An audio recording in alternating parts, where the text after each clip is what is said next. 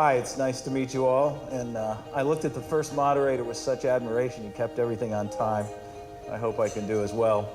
I recently retired from Accenture about 6 months ago, and this is the first time I'm back in a monkey suit. And so the good news is I haven't had to wear a suit in a while. The bad news is I better step up my workouts. But I'd like to first introduce everybody on the panel, and then or have them introduce themselves, and then we're going to spend a couple minutes on overview of CE3, and then do a few questions and open up the forum. So, Mark, why don't you start? I'm Mark Levett with Cummins, Inc. We're a global natural gas and diesel engine supplier, and we've got a great legacy of corporate responsibility that we try and make sure all of our employees around the world are involved in their communities. Hi, Nate Hurst with HP, based in Palo Alto, California. We were a startup 75 years ago, one of the pioneers of Silicon Valley. Also been instilled by our founders, they were talking about corporate citizenship in the 1940s, long before it was as popular as it is today.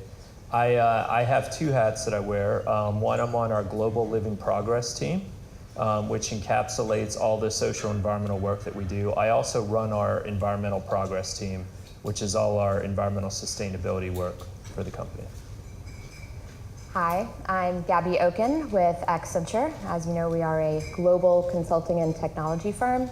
I'm based here in Washington, D.C., and currently a participant in our program called Accenture Development Partnerships. Accenture Development Partnerships is a not-for-profit arm of Accenture.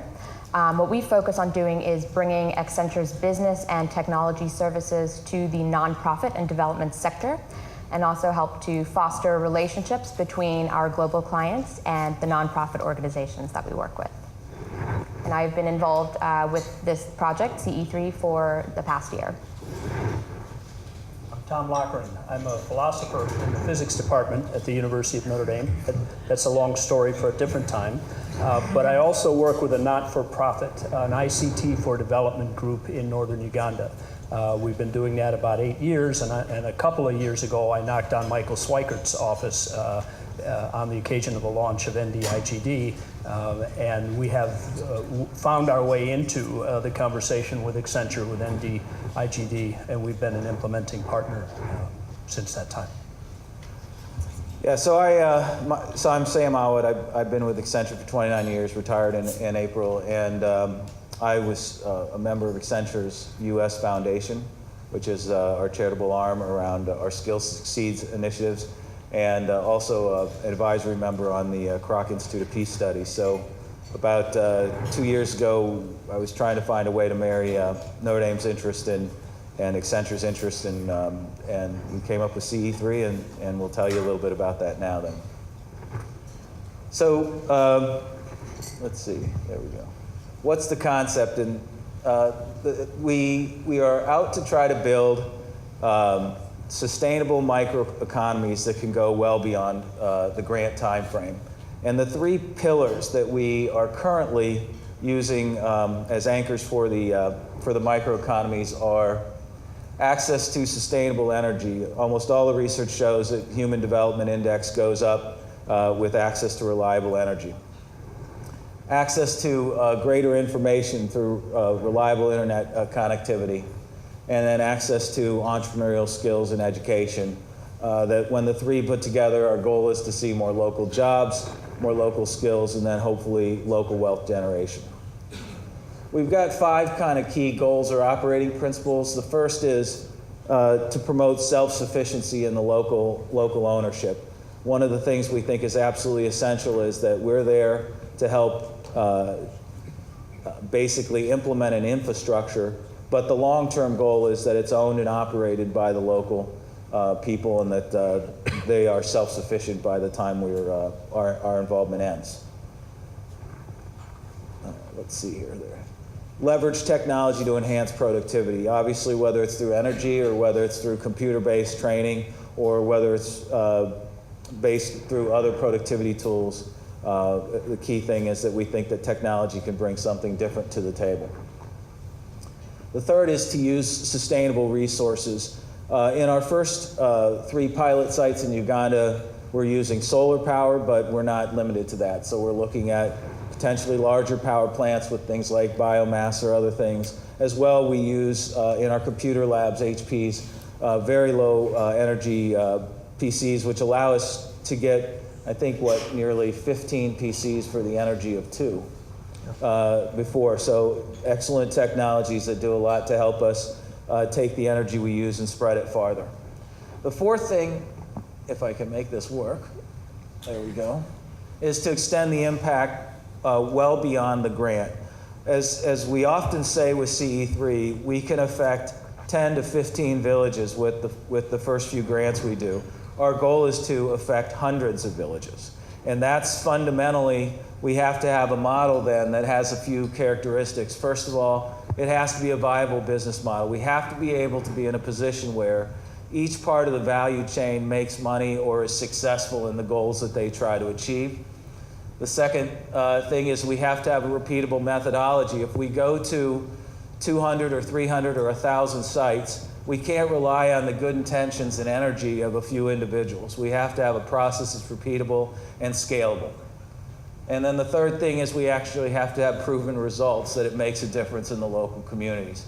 So everything we're trying to design around CE3 is a sustainable model, sustainable tools, sustainable methods, sustainable resources, and long-lasting effect. So what's our approach? And I thought I'd probably, and unfortunately I used to have people who did PowerPoint for me, but now you're stuck with mine, which isn't very good, so sorry about that in advance. So we start with the local community. Everything that we do has to be centered around a local community. And when CE3 comes in place, the first thing we do is we put in our program, we've selected a site, which takes a lot of time in and of itself, but we put in the program management and we work with the local community to identify the local governance. Who's going to run our energy utility? Who's going to manage the labs? Where's the facility going to be located? How is it going to be secured? All those basics, and we install the energy. That's kind of step one in starting to work with the village. When we then have, so when we then have the energy in place, we install our labs and we get up our training facilities, and we hope to use around 10% or less of the energy that we can generate to get the lab up and running. The labs will vary from 15 to 30 PCs with training, computer-based training, localized access to the internet for resource training, access to Skype and other things for mentoring. And that kind of creates the core infrastructure by which we put people through entrepreneurial training. We also seek to, before we get started, to have an anchor tenant. This is a critical part because the 10% of the energy that we're putting into the lab and the infrastructure, we don't bill for. That's just part of the infrastructure cost of setting up CE3. But we want to make sure that this energy utility that we're building is able to be a viable business model on itself, which means it's pricing and selling its energy to the entrepreneurs that start electricity enhanced businesses. And in order to grease the skids or to make sure that we're viable, what we want right out of the bat is an anchor tenant who's making a commitment to use 40 to 50% of that energy and to pay for that energy. That ensures us that there's a base revenue stream coming into the energy utility kind of on day one.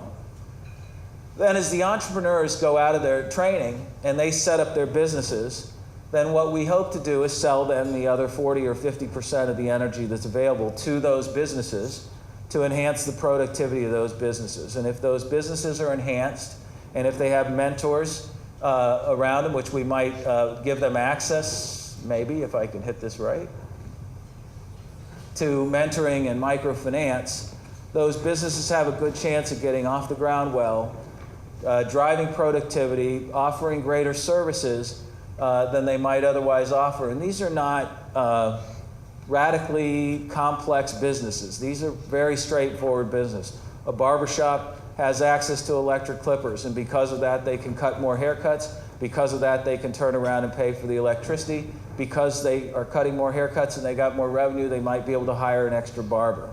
A radio repairman can use an electric soldering iron, and with that electric soldering iron can repair more radios or more electronics and turn around and pay for that electricity and turn around and maybe hire someone to work for them. These are small, simple businesses that might benefit in their productivity from access to energy.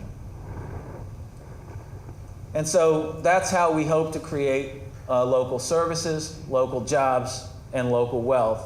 The wealth then in turn can buy more goods, and the economy starts to pick up on its own, and the energy utility hopefully is funded in large part after the investment in the capital expenditure by us. Its operating expense, and maybe over time its recovery of its capital expense, can be covered by the anchor tenant and the businesses who are more productive and able to fund that. That's the overall concept, and we wrap that with monitoring and measurement, and then we adapt from what we learn, and we continually refine our model at each village to kind of get to the optimal mix. So, for example, we might learn over time certain industries or certain businesses are better in terms of their productivity gains by electricity. So we focus the curriculum more on those types of training. So it's a constantly learning and adapting model from each village we go to, but we kind of follow the same footprint of how we try to affect the village and build the microeconomy. So, critical to this, if we want to roll it out to 200 or 300 villages, is not necessarily relying on the heroics of Gabby or Tom and the people that work with them, but capturing how we go about this in a methodological way that we can then skill and acquire new people into the mix, and they can run the CE3 process with a cookbook or a template that helps them maybe to 70 or 80% in how they attack these problems. So there's a few, I'll call it key chapters of our cookbook that we're focused on. Oops. So the first is site selection. We have to get to villages of the right size. We have to know that we have to know how their current energy capacity is, how that energy is priced, to be able to figure out whether incremental energy will make a difference and stir more entrepreneurial activity. We have to be able to be assured that there's the right type of local leadership. Ultimately, we're turning over an energy utility to someone who's going to run that business. That utility lead has to work with the customers, bill the customers, help make sure that their needs are satisfied, invest in some of the money that comes back into replenishment of batteries and scaling up the solar. We have to. That takes a leader that's willing and committed and respected in the local village, and we have to make sure that we get that right, and we have the right overall anchor tenant. All those areas are areas we think about as site selection criteria when we go to new villages. The second is the entrepreneurial model, and I would argue that this is the most critical part. If the businesses that are generated by what we do are not significantly more productive than they would be without the energy, then they don't have the money to pay for the energy, and then they don't have the money to hire extra people. If there's not demand in that village for their services from which they're more productive, again, it fails. So we're spending a lot of time sorting out what are the right kinds of businesses, how do they achieve more productivity, how do they assure that they can afford to pay for the electricity, and then how do we actually collect that money? Because in many of these places that we go, quick side story, in Uganda, schools have become a cottage industry. And yet people come out of the schools where a lot of charitable organizations have funded it, and there are no jobs to go to. There's nothing after those schools. And the internet access, one of the key reasons it's wanted is to generate funds for more grants. Well, our goal is not to need grants over time. It's to create these microeconomies that build and sustain themselves. So you've got a whole cultural change that you have to build into how you think about the entrepreneurial model. So if the entrepreneurial model is working, then we have the energy utility model. We have to size the electricity, the size of the power plant. We have to make sure that we can, and a big part of that sizing is, well, what's the demand, which is almost endless, And what's the pricing that you have to achieve? Because in order to make that, you can't have energy coming out of solar and say, well, it's 3 times more expensive than diesel, so, you know, come with us in an environment where that money matters. So we have to be able to price the energy that's sustainable in a way that achieves that. And that's kind of an optimization of how large the energy plan is and how effectively you utilize it. All those elements have to be thought of, including in there, how do I replenish the equipment? How do I expand the equipment, and how do I secure the funds for that? So we're building out chapters on what exactly should that energy model look like. We're also building out in a way that isn't as dependent on solar. We'll take any sustainable energy utility, and we'll even look potentially at biomass when we go to South Africa, which is our next country.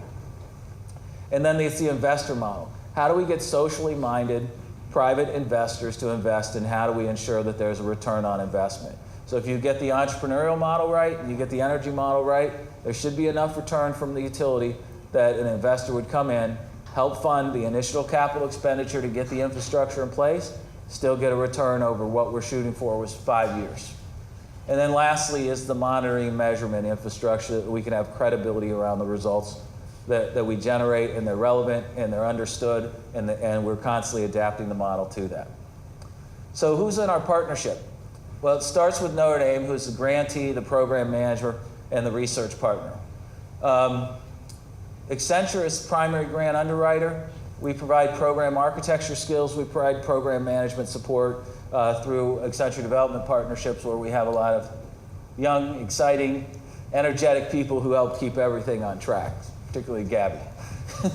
And then we have Bosco, who we were introduced through Notre Dame, and who's closely affiliated, who's really doing the Lord's work in Uganda, keeping all this together and putting all the partners together, managing the program, managing the metrics, and being the energy coordinator. Educate is a company that Accenture brought to the table, who's doing a lot of the entrepreneurial curriculum in Uganda.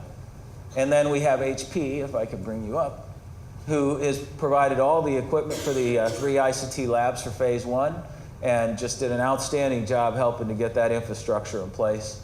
And then we have Cummins, who we've been working with over the last year. Jimmy and I worked a lot on different conferences where we were presented together, and hopefully will help us with some of the energy expertise as we go forward. We're sorting out how that might look. So that's the quick overview of what we're trying to do with CE3. So now, if it's okay, I'll turn it over for a few questions, and I'll start with you, Mark. Can you talk a little bit about Cummins' corporate sponsorship objectives, and then how this program came to your attention? Sure. Cummins, as I mentioned in opening remarks, has a long history, and our goal is very simply improve all our communities, and we are trying to make sure we get all our employees involved in their communities, and we give people time off to work in their communities. And we every year say, how can we improve each of our communities? And it really came down to the environment, education, and social justice. And in both India and Africa, we found our neighboring communities where some of our workers came from, they came from communities without electricity. And if they came from communities with electricity, they had diesel power, and we were happy to be the diesel suppliers, but they were always running out of diesel. They didn't have enough money to pay for the diesel, so it was sort of we could only run our diesel power 4 hours a day, 5 hours a day, and they were also generally buying inferior diesel products because they couldn't afford to buy the Cummins. And what they really needed was a diesel engine or a natural gas engine that really ran on a biomass fuel. So we have been, over the last couple of years, developing in India an engine that could handle different biomass fuels, a broad range of fuels. They could take to many, many countries and run on the local fuel. And through Notre Dame and Accenture, we found about their program and sort of said, wow, if we're going to make this happen, because our goal was to have 100 villages in India. Then we heard about the program in Africa, and we said, wow, we have the same issues in Africa. And to make this happen, we need a lot of partners, because your goal of 200, our goal of 100, and then we all know the issues in Africa. Every village needs electricity. We still have 40 to 60% of the villages in India have the same issues. So we got this massive issue, and we're all thinking small numbers just to get started. So that's how we've gotten started. And so we're looking for, I think it's this morning session we talked about how do you get more partners involved to sort of get more leverage to go faster around the world and to help more people. I think Cummins is critical to our ability to scale beyond what are relatively small solar energy solutions that we have today. Today we go in and we put 10 to 20 kilowatts in a village. We would love nothing more than to be able to put 100 or 150 kilowatts where biomass might be a much more effective solution, and have an anchor tenant that could do 50 or 60 kilowatts consistently, and we could create more businesses. So Cummins brings an expertise that we don't have on the team that we would look forward to having down the road as we look at our expansion.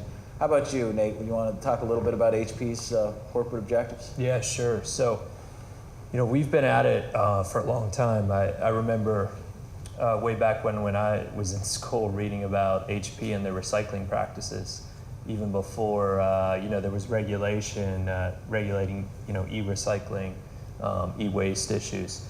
So what we do is we take our 275,000 plus employees, the power of our people, and the power of our technology portfolio, and apply them to the most difficult social and environmental challenges. And when we do this, we call it living progress. And for us, living progress is made up of three big components: human progress, economic progress, and environmental progress. And we look for programs that are advancing all three of those phases, because when there's a program that helps with the human, economic, and the environmental, that's where we see real impact in the world. And so that's what frankly really intrigued us about this partnership and where you guys were. And we look for use cases. We designed for the environment on the front end so that we can create products on the back end that can go back into our work streams, because it makes sense not only for the environment but for our business. It saves on cost and production. As people consume more and more and these vital minerals and resources are used up, we're going to need to find new solutions as we want to get and grow in the business and get products into people's hands that, like in Uganda, that otherwise 10 years ago did not have access to this technology. So this partnership really gave us the opportunity, as mentioned before, to showcase an ultra-thin notebook that we have that runs on 13 watts, which is fantastic for this model and the facilities that you guys were trying to build and sourcing from the solar energy that was set up. So looking for those use cases of our technology is a real sweet spot for us. So at the size of energy we used in Uganda, to put a plug for HP and the tremendous job they did, every watt of energy is critical. And proximity is critical, because you can't afford to lose a lot of energy across a long wire, far away. So what we saw is, by having these low watt labs, we were able to wire a number of extra dormitories in our anchor tenant, which was a school in one of our sites in Uganda.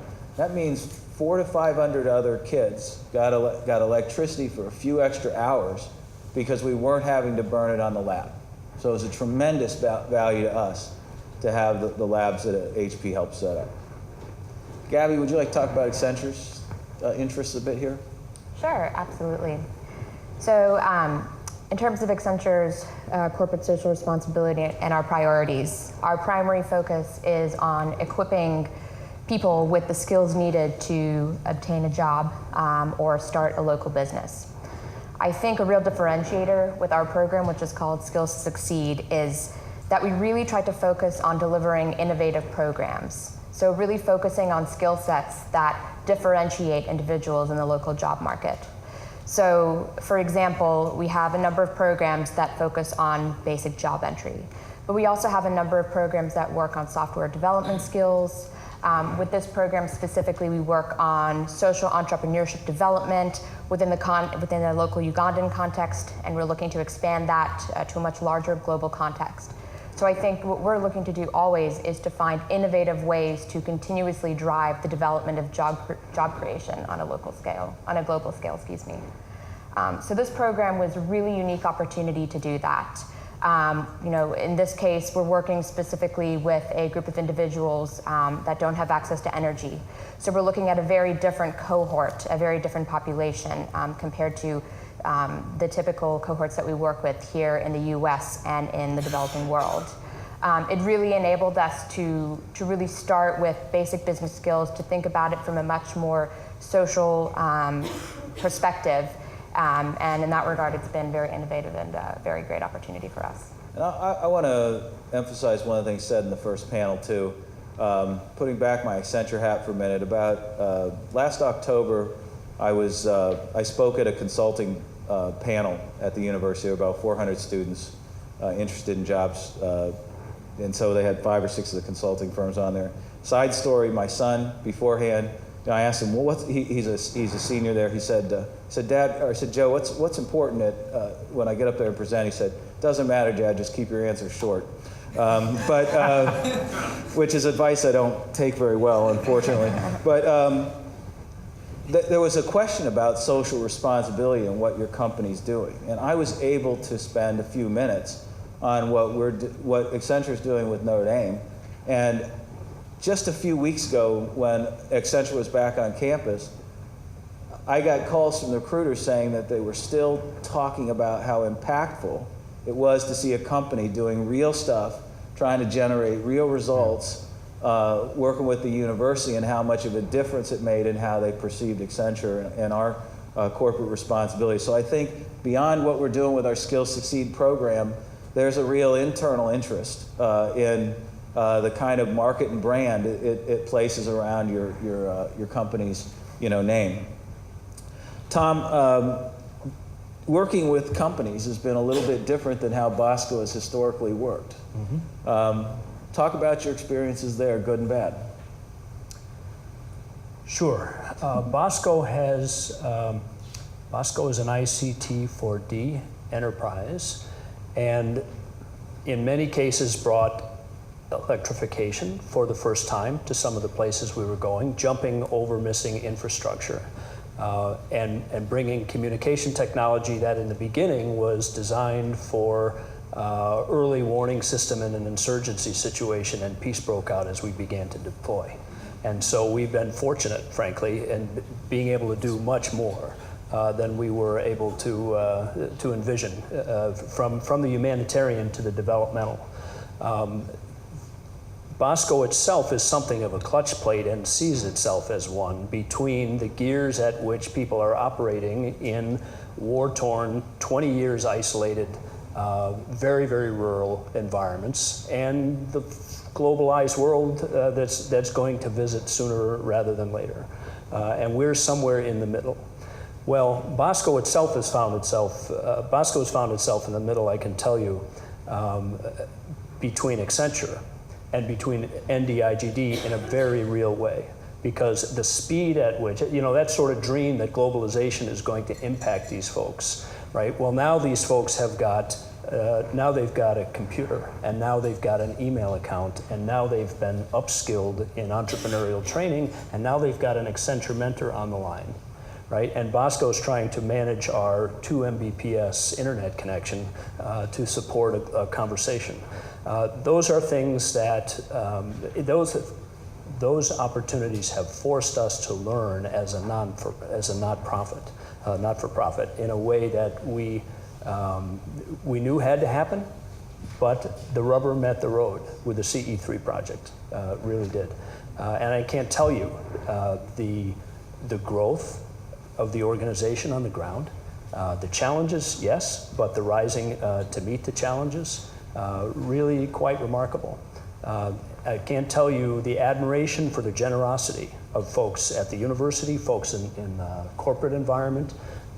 Gabby in particular is the most active. David Taylor, who's sitting out here, is exceptionally active. But I know personally, I probably know, and people in northern Uganda know, probably 24 employees right now from the Accenture Corporation, just in our pilot efforts as we just lift off the ground. So that has been a remarkable change. I'd say the biggest change. That's another key area for Accenture and I don't know if your companies have seen this as well, but employee engagement in this type of activity is really what they're seeking. And people can engage in different ways. They can engage from giving money, which we have a giving campaign that Accenture employees can donate directly to this endeavor, or they can engage in time being mentors for these small businesses, or they can dedicate components of their career where they move off of our traditional profit and loss lines into Accenture Development Partners and spend some time. And so we've had engagement at all those levels in our company, so it's meant a great deal to us from that perspective. Mark, why don't you talk a little bit about how people normally engage in Cummins in the broader organization in your endeavors? We encourage start doing a community assessment. We basically take the same tool we use and find out what our customers want. Well, we take the same tool and what's the community need, and we get our employees involved. Well, where's your interest? Where's your passion? What your community needs? And we start with that, and then we form community action teams. And so we have 232 community action teams throughout the world, and they're responsible for making sure each location is very engaged in meeting those community needs. And then on top of that, we act our leadership to get involved. Yeah. And we were sort of neutral on leadership involvement. We sort of encouraged it, but we didn't really mandate it. And we found out only about 1/3 of our leaders were really involved. So recently we decided that we're going to tell our leaders it's voluntary whether our employees are involved in the community, but it's mandatory for leaders to be involved. And what a change that's made. We now have a strategy in every one, or we'll almost finished it. We'll have a strategy in every community for corporate responsibility and what our impacts we're trying to achieve in all of our communities around the world. And we're measuring our leaders. Yeah. And there's nothing like, in corporate environment, there's nothing like a little measurement to get results. And because of this, we think with our people's passion involved, having good assessments on the community, getting leadership involved, we're looking to increase our impact in each of our communities and broadening the definition of what a community means, and sort of saying, instead of inside the city limits, we can go into the county, we can go into the larger community, into the states. And that's another reason why this program makes sense to us, because we're starting to look at where our suppliers are and finding out we can increase our supply base for smaller goods if we had electricity in some places in the world. I think one point in particular around the community, the widening of the community and local involvement bear extra stress. David and Gabby went over to South Africa when they went, to start laying out the design for South Africa, figuring out what's different about South Africa than what we experienced in Uganda. What can we leverage? What do we have to invent? And critical to those were meetings set up with the Cummins engineers in the local offices there who gave insight on the local communities, where things might be there, different power options than we had looked for in the first one. Critical over there was Notre Dame's designee, Chesi, and his knowledge of the environment. And critical over there were the Accenture people in our local offices and what they knew about the environment. So this idea of both local commitment and then a widened community is kind of how we're moving into sorting out our site selections and our partner selections. We hear, from them, oh, this company or this charity, this NGO does these activities, and we can start to bring them under the tent from the various partners. So local involvement and a broader community are two concepts that go hand in hand, but they also add complexity in managing an enterprise like this. And Gabby, if you could spend a few minutes on what you experienced helping you and David help in managing a program like this. Sure, absolutely. So I think a great example of that is the mentorship program that we are currently deploying for our entrepreneurs in Uganda.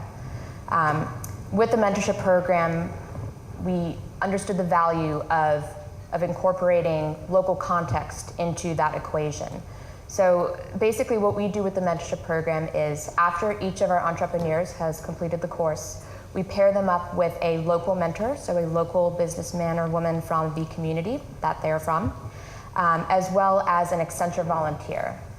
The idea is that the Accenture volunteer can leverage their skills in consulting, their background in finance and business, basic business practices, to help the entrepreneur to improve and further develop their business plan, and long-term to help them launch their business.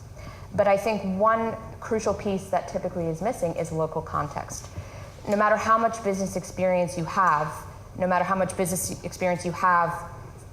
a global perspective in other markets, the Ugandan local job market and the business context of Uganda is very different. And so what we found is to include people that have experience and a clear understanding of that local context helps so much in helping our entrepreneurs to further develop their business plans. So it's highly valuable, but as Sam said, it adds quite a bit of complexity. So from a program management perspective, it's certainly been an added stress to try to figure out how to coordinate the program. Because in addition to managing a group of international mentors and managing a group of mentees, we also have this local component to manage. And this is in addition to a lot of the other complexities in the program, such as connectivity issues as we work with our international mentors. So really significantly more complex, but I think that when you look at the value that local partnership adds, it far outweighs a lot of the complexities. So Tom, thanks Gabby. Tom Maritette's here. Could you stand for a minute, Tom? He's here. Tom is the overall program manager for Notre Dame, doing just an outstanding job. And we're so thrilled that he's involved. But Tom, you're wearing both, and I just wanted to recognize you for everything, so thank you. You're wearing the Notre Dame hat and the Bosco hat. So from the Notre Dame hat, can you talk about how the university is engaging in the program overall? Sure. Let's see. The university, I'll tell you what I've seen. At the faculty level, in fact, across all the levels, what you basically see are people who want to change the world and who don't want to do it by themselves. I'd say that's a unifying theme. So at the faculty level, you see people who have got, for example, microgrid research or M&E skills or things like that, and they become part of a team. They become a valuable part of an effort that's growing. They have students who are working with them on the project, and there's a bit of a cycle. There's a bit of an updraft of translational research that involves students, that inspires, that excites. In that cycle, we've already seen actually some students come through it and come back. So we've had some undergraduates who actually now work for Accenture in one particular case, who then volunteered for the project. That's a nice story to tell, a natural succession. We've had undergraduates who have gone to Bosco, Uganda, and separately became involved in the project and now come back and work for NDIGD. So we've seen in that updraft of collective, participatory impact, difference making.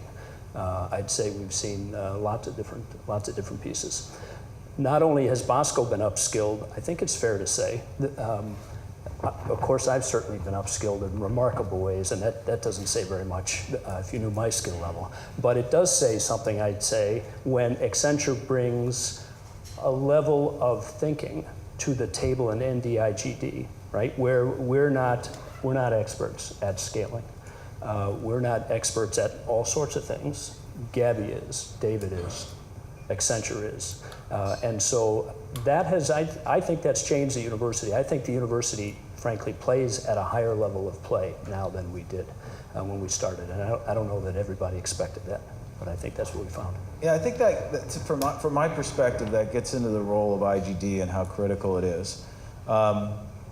We're leveraging research on energy and the utilities, and how do you optimize the battery transfer from the solar and the overall utilization on the equipment. We're leveraging research and surveys on the measurement and evaluation. We are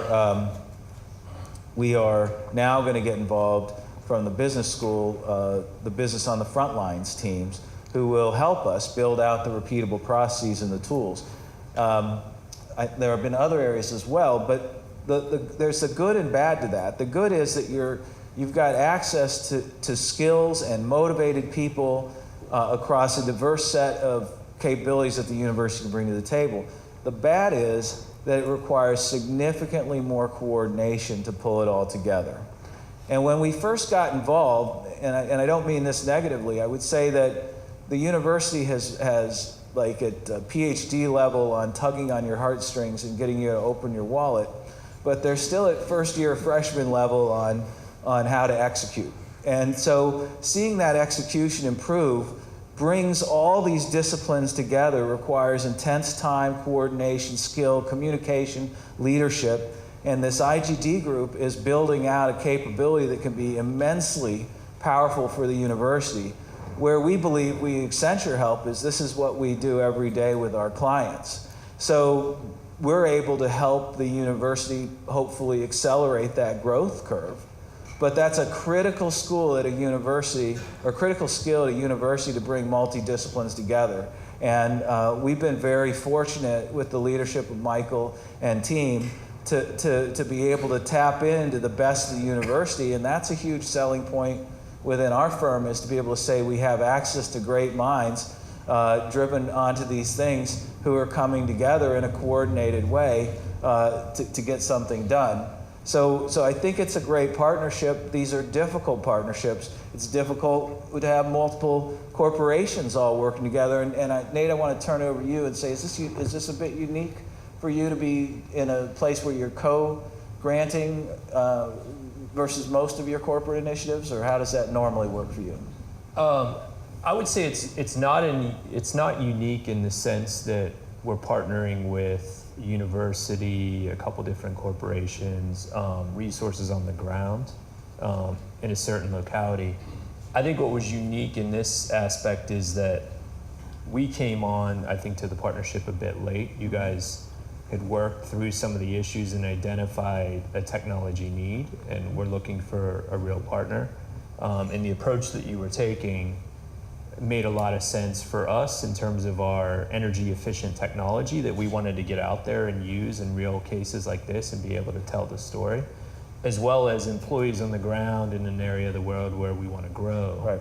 In Africa, and our workforce really wants to give back. I mean, it's a huge component of who HP is and why people stay at HP and why they come to HP, is that they have the ability to invent the future and figure out problems with people in the community solving, difficult challenges. I think it's the real sweet spot is when we can work through an issue like this and there are unintended consequences. Probably best to illustrate through a quick example. We were in Kenya a couple years ago with the Clinton Health Access Initiative, and they had been doing great work on early infant diagnosis. And they identified a need that the Ministry of Health, needed electronic records, that it was taking months and months of time after the test was administered to children, whether or not they tested positive for HIV. And we built an entire technology system for them and thought, we've solved the problem. We've eliminated it from 3 months down to a matter of days or weeks when these test results come back. Well, not true. Culturally, the mothers were used to not looking at a piece of technology and believing it and saying, oh yeah, that's my kid, you can go ahead and give these drugs to them, but holding a piece of paper because that felt real to them. So we had to design a 3G printer that we had never designed before that would work in these remote villages and could go with these doctors from Clinton Health Access Initiative. So, those kind of partnerships, I think are ideal, and why it's a pleasure to work in the role I get to. Great. We have 15 minutes, so why don't we open up the floor to questions, and you can direct them to anybody you'd like.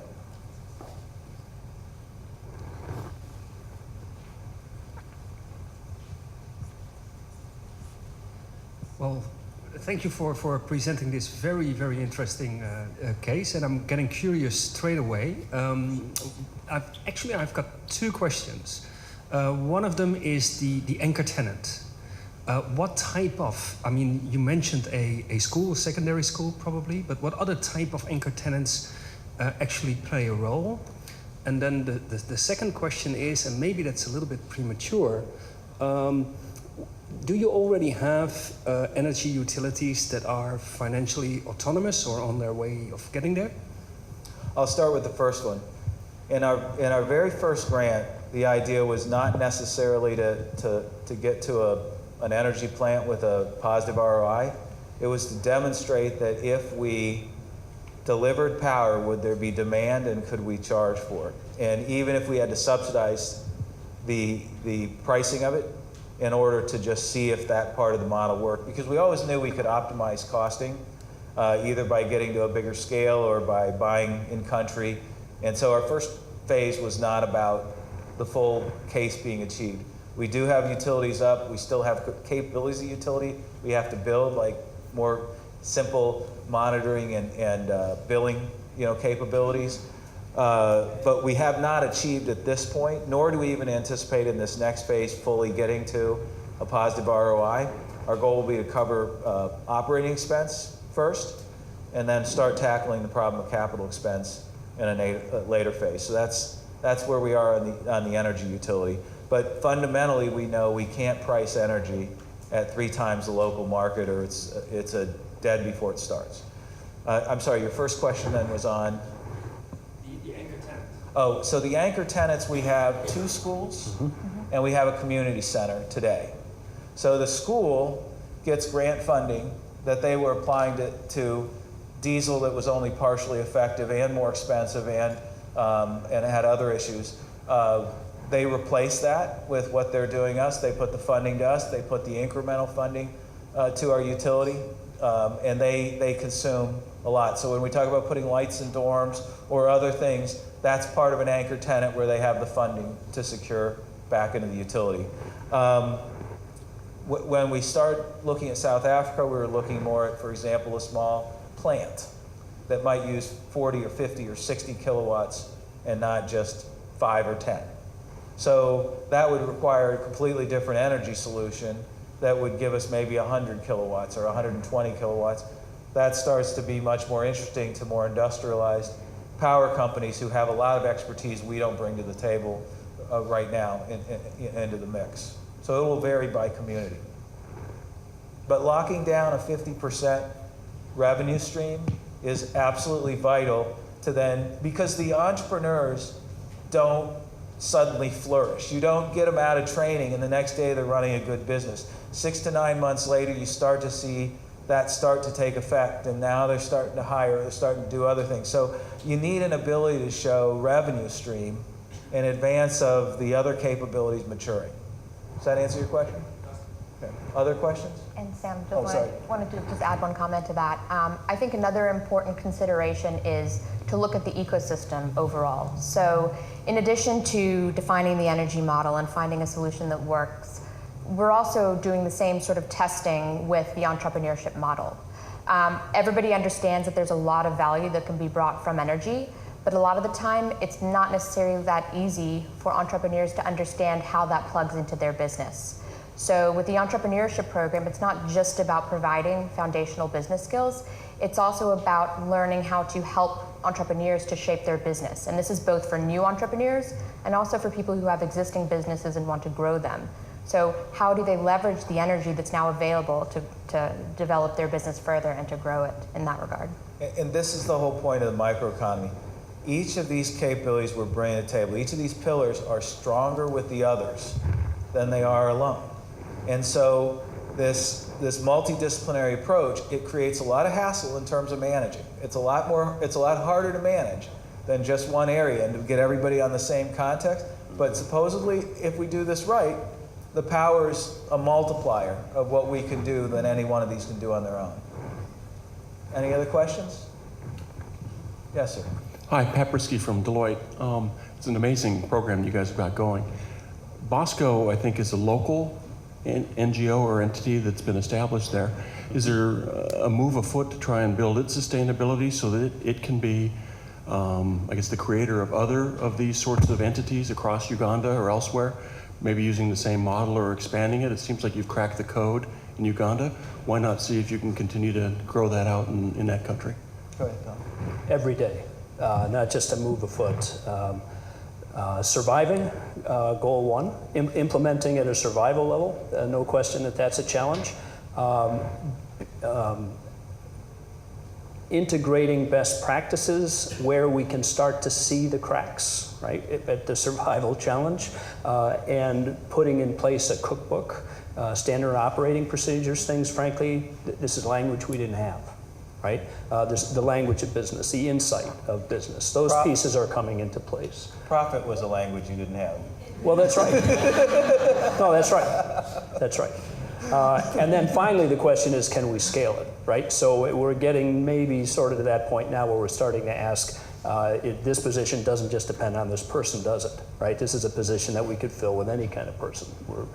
Gabby's helping us a great deal in thinking along those lines. We are so pleased with Bosco and the work that they've done. It's also clear, though, that when you go into a space like this, that the hearts are bigger than the industrialized skills. And so what we're trying to, and you know that going in. So what we do with our Accenture development partners is they team arm in arm with the local leaders of those groups, and we see that our Accenture people learn from the experience a great deal about the local environment and how these organizations work, and the local organizations, work. But we don't try to go from, that might be the long-term aspiration, but we've got to walk before we run, and we're walking faster every day. It feels good about that. Other questions?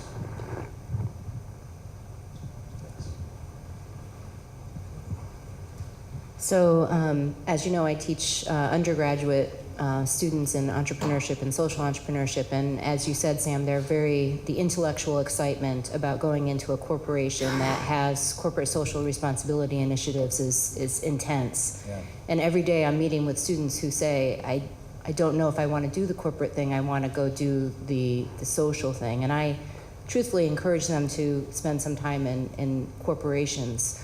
But what would you recommend to them as they're looking for opportunities? Who are the counterparts, like yourselves, who are engaging in these corporate social responsibility initiatives and working with universities? I mean, this is a great case study, but do you think you're the only ones, or are there others out there like yourselves, or maybe what's the advice to the corporations that should be doing more of this engagement? I know that's a lot of questions in there.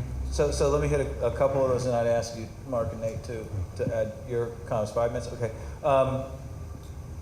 I think a lot of corporations are striving to do good. They have foundations out there. They have corporate citizenship initiatives, and they're not always knowing how to connect and to find the right connection, especially with the universities. So, often the connection from a university to a corporation is a development organization. It's not kind of beyond the fundraising. So that has to change over time. And that happens more through individual network connections than in institutional capabilities. That has to improve, and I think corporations are trying to figure that out.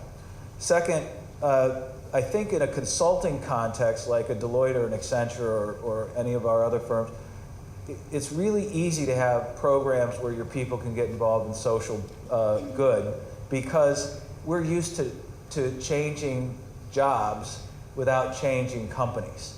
So we go on assignments for a year or 18 months or whatever. And so Accenture Development Partnerships works great for us, because our people who have this strong desire can kind of, for lack of a better word, step off the P&L line and then choose to step back on, or to stay in socially conscious work. So it gives them an opportunity to test the waters before diving in, and that's really the fear point for a lot of students. So that's why programs like this are critical to us. But Mark and Nate, why don't you spend a few minutes on how you guys work with your employees to get involved or not get involved? Well, first it starts with the recruiting. I'll tell you a little story. I was kicked off the leadership of the University of Michigan recruiting team when my hair started turning white. They thought I couldn't relate to the students, and when I took over the corporate responsibility role a few years ago, I was invited to almost attend every university recruiting team I could. And my hair was still white. So it's a huge demand on campus. And like Hewlett Packard, it's been part of our DNA for a long time. And students want to know that. If you haven't got a history, you're trying to just develop one or develop a corporate responsibility very quick. We are being benchmarked. I'm sure you guys are. We got requests to come in. What are you doing? How'd you do it? How'd you develop these processes? What do you do to train people? We have corporations come in and visit all the time. Once we get people in the door, we have we call it a week-long, called onboarding. And corporate responsibility is a big part of that week-long training. And people understand, here's our values, here's what we stand for, here's our expectations, and so you get a real dose of exactly, here's what it means to be a Cummins employee, and here's what we mean by giving back to your corporation. And then we reinforce that once you start your job, then you become, here's this community action team, and here's what the opportunities are in your community. So then it goes on and on for the rest of your career. So I'll address the advice to, what's your advice to students? I always say follow where your expertise is and where you can get the job first and get inside the company. So if you're a fantastic accountant and that's what you've studied, go into HP's accounting department. And there are ways to get actively involved and recognized in our global volunteer efforts. And the thing is, those that are involved in doing outstanding work in the global citizenship space, or what we call living progress, then we have leadership's buy-in at our executive committee level to go and work out with their managers for them to spend more and more time in our space. Even if we don't have headcount per se, we get loaned their skills because we have great projects like this one we're up here talking about today, where we need skill sets of the engineer who's a technology expert. I'm not a technology expert. But go to where the job is, and the right companies are finding ways to utilize those skill sets in all their work in the way they approach business. If they don't want to work for a company and they want to work for an NGO, I would say, as much as they can apply your entrepreneurship skills and business skills to the NGO and the management and strategy within the NGO and run it like a business, that helps with these cross-functional partnerships because there's some common interest. I mean, as you were just saying, you weren't managing for a profit, but starting to think that way changes the dynamic of the partnership and makes it more successful and ready to be scaled. It does. Frankly, 30 seconds, we did make a distinction between our mission and our business model before we interacted with these folks. We were a particularly bad case, I think. Just a mix of particular skills that came together. Lots of inspiration, lots of passion, lots of dedication, some skills, but some plain holes that we didn't even see, right? So I would encourage folks to either get those skills first, right, while maintaining a flame of passion for social engagement, or pick an environment in which you can learn them. But rather than start something without that skill set. Melissa,